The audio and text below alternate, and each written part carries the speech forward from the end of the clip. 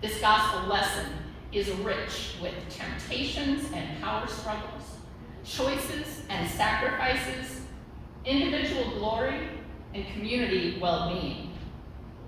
But I want us to also hear and hold on to that very end of this reading. Jesus, filled with the power of the Spirit, returned. Jesus is changed. He is strengthened and renewed by his time in the wilderness. In his time away, he's had to wrestle with who he is and whose he is. And he's filled with the Spirit and then ready to return. I believe that we all need these intentional times to consider who we are and whose we are. We all yearn for these opportunities to be transformed again and again into the beloved children of God that we are created to be.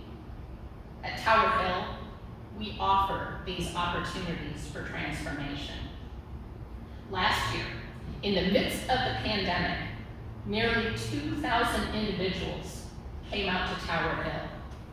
We welcomed youth, and we loved them exactly as they are. But we also challenged them to be better than their elders, to be more welcoming, to be more courageous, to be more attentive to the natural world.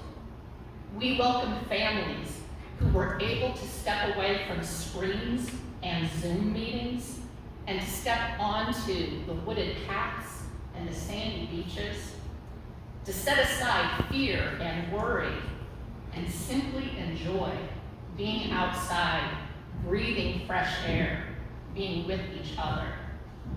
We welcome communities of faith who sat outside on decks and around campfires, celebrating the ways that they had met the year's challenges. And we welcomed pastors. Friends, our pastors are exhausted from everything that has happened over these past 2 years. And so we offered the pastors mini retreats. We called them praycations, where pastors were invited to come out at no charge or a very small charge and have a chance to just step back, to step away from their ongoing duties, to allow themselves time to just rest, to be at peace, so that they could then step back into their congregations, refreshed and renewed, and able to be that calm, loving presence that their congregations needed. At Tower Hill, we offer opportunities for transformation. I want to tell you a story about one of those youth who came to Tower Hill to be a camper. He was a holy terror. There was no boundary that he did not break. There was no disruption that he wasn't in the middle of. And there were no amounts of timeouts or conversations or consequences that would help get him back on track. Eventually, for the safety of him and everyone around him, his parents had to be called. And they had to drive up to Tower Hill, pack him up, and take him home. This was a really tough decision to make, and no one was happy about it.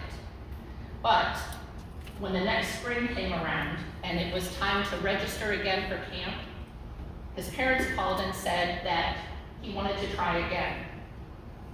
So after his folks called the camp called the counselors called the leaders, and there were phone calls and conversations happening all over trying to figure out, can we let this kid back? And finally, the leader of this particular camp, Del Schrag, made the decision. And Del said, yes, he gets to come back. If we aren't a place that offers second chances, then what are we even doing? Right? So Del's belief in this camper that he could be different. He believed in him. And that belief transformed the camper. When he came back, he was helpful. Instead of being the one causing all the trouble, he was the one reaching out to the kids who were having a difficult time. And he befriended them and he called them into that community. He became the leader that was always possible. At Tower Hill, we offer opportunities for transformation. Our society often measures and values us based on what? Our appearances, our jobs, our grades, on our bank balances, our marital status, our win-loss record, our gender identity. The list goes on and on and on. It can feel nearly impossible to simply slow down and to simply be. But how are we ever going to hear the voice of God in our lives when our heads are so full of all of these other voices? But there is something about a walk in the woods, listening to the birds calling out to each other, hearing the sound of the leaves crinkling under your feet, that opens up our hearts. There is definitely something about sand between your toes and the persistence of the waves crashing against the beach that just opens up our souls. Stepping away gives us permission to set down all the roles and expectations that others assign to us and to receive and to lean into our identity as children of God, created in God's image, whole and beloved and absolutely worthy. At Tower Hill, we offer opportunities for transformation. We invite people, we actually invite all of you to step out of the ordinary and into the sacred. Now, this is a journey of transformation that we want you to learn while you are at Tower Hill. We want you to have your eyes opened to the incredible wonder of this world. We want you to recognize the beauty of a sunset and to marvel at the morning chorus of birdsong. We want you to be surprised by the joy of a new insight that you receive around a campfire and comforted by the peace of feeling God's love surround you. This journey out of the ordinary and into the sacred can begin at Tower Hill, but we don't want it to ever remain at Tower Hill. We want you to be empowered. We want your eyes to be opened to the sacred that is all around you, so that no matter where you are, you always have the eyes to see that God and the wonder of God is with you. Back in the early 1870s, Edward K. Warren was a conservationist and a visionary, and he was the owner and a partner in a little general store in Three Oaks, Michigan. Three Oaks, Michigan is just up the road from Tower Hill. Now, although he was barely making a living, he bought a 200-acre tract of virgin forest right near us along the Galene River. Eventually, Mr. Warren developed a process that used turkey wing feathers for women's corsets, and he made a fortune. And he used his profits to continue to buy up dune land along Lake Michigan, believing that someday these lands would be of great value to thousands of people as a place of recreation. Edward Warren recognized the unique nature of our area, and his vision has meant that miles and miles of lakeshore, acres and acres of dunes and forests have been preserved and protected and set aside for generations to explore and enjoy. And Tower Hill Camp is the benefactor of Edward K. Warren.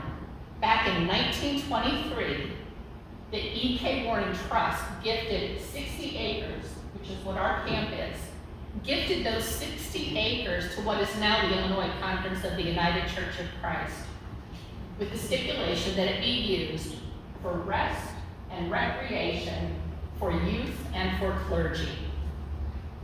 As we approach the 100th anniversary of Tower Hill Camp and Retreat Center, I am ever mindful of the fact that our forebears were dreaming and planning and preparing for this sacred space to be created just as they were coming out of the Spanish flu pandemic. They knew how desperately people would need a place of rest, a place to reconnect with each other and with the sacred, a place for play, as we live with and through the COVID-19 pandemic.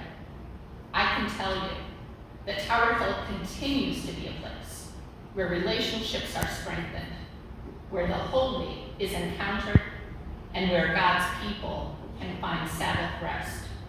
Tower Hill is and will continue to be a place of transformation. And so again, I invite you to step out of the ordinary and into the sacred at Tower Hill.